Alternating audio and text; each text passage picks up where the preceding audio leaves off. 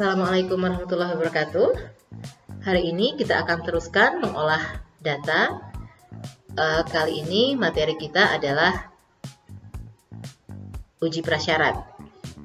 Uji prasyarat yang akan kita pelajari pada hari ini itu ada dua, yaitu uji prasyarat normalitas dan uji linearitas.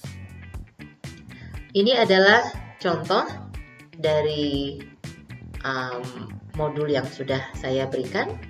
TPA itu adalah tes potensi akademik dan TKU itu adalah tes kemampuan umum, ya. Jadi untuk modul 4 Anda silahkan memasukkan data dulu seperti yang ada di lampiran pada modul 4. Nah, untuk melakukan ini, yang pertama kita akan melakukan uji normalitas terlebih dahulu. Kita klik Analyze, lalu ke Descriptive Statistik, lalu kita ke Explore. Kita masukkan kedua nilai ini di sini, lalu kita buka Plots. Silahkan di unclick untuk Stem and Leaf, lalu kita klik histogram, dan Anda jangan lupa untuk mengklik yang ini, Normality Plots with Test, karena ini adalah uji normalitasnya. Kalau Anda tidak mengklik ini, maka hasil uji normalitas itu tidak akan kelihatan, ya. Lalu kita klik Continue. Untuk option ini itu memperlihatkan apabila ada data Anda yang kosong, maka data tersebut atau subjek tersebut akan dikeluarkan dari sistem SPSS. Ini kita continue saja sesuai default, lalu kita klik OK.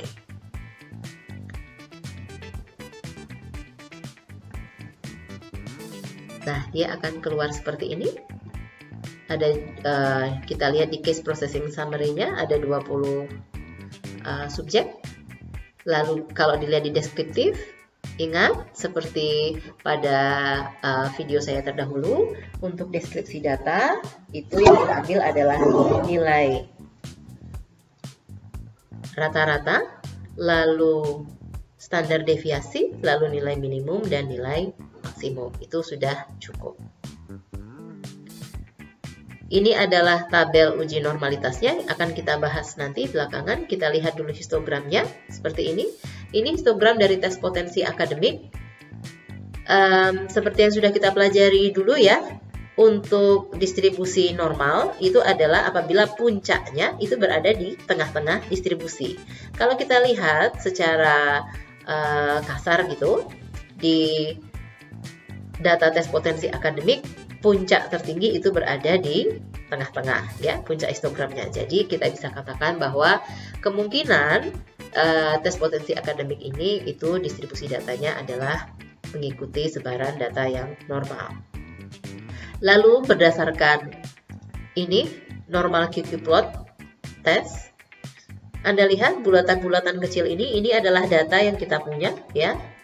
Nah, apabila banyak dari bulatan-bulatan kecil ini yang menyinggung garis ini, garis asimtot, ya, maka data kita akan cenderung normal. Di sini saya kira cukup banyak data yang menyinggung, harus menyinggung ya, tidak boleh hanya berdekatan seperti ini, tapi harus menyinggung garis ini. Nah, kalau banyak yang menyinggung, berarti data kita itu cenderung akan mengikuti distribusi normal. Lalu kita lihat ukuran berikutnya. Nah, ukuran berikutnya adalah Anda lihat di sini ada 0,2, lalu di sini ada minus 0,2, ya.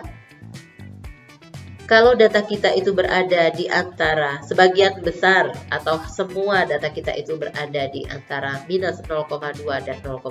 Jadi kalau saya tarik garis di sini, saya tarik garis ke sini atau saya tarik garis ke sini.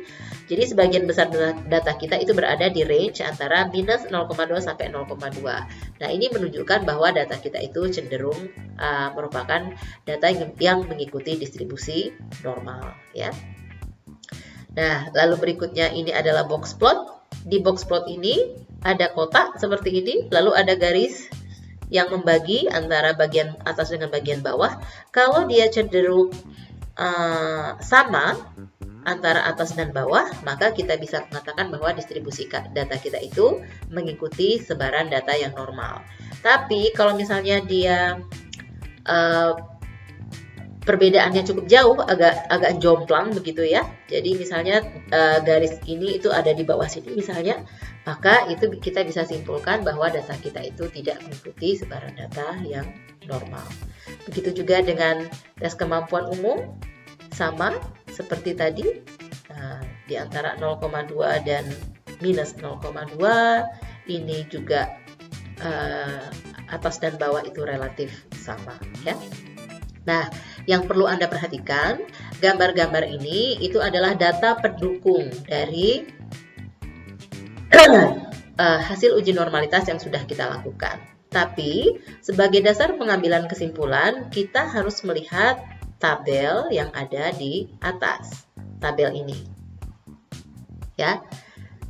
Kaidahnya adalah apabila nilai signifikansi ini lebih dari 0,05, ya, saya ulangi, apabila ini nilai signifikansi lebih dari 0,05, maka data kita itu mengikuti sebaran yang normal atau distribusinya normal.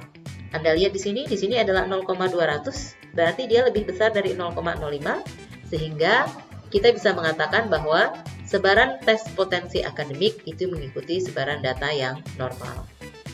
Lalu untuk tes kemampuan umum, kita peroleh signifikansinya adalah 0,141, berarti lebih besar dari 0,050. Ini juga berarti tes kemampuan umum mengikuti sebaran data yang normal. Oke, begitu ya.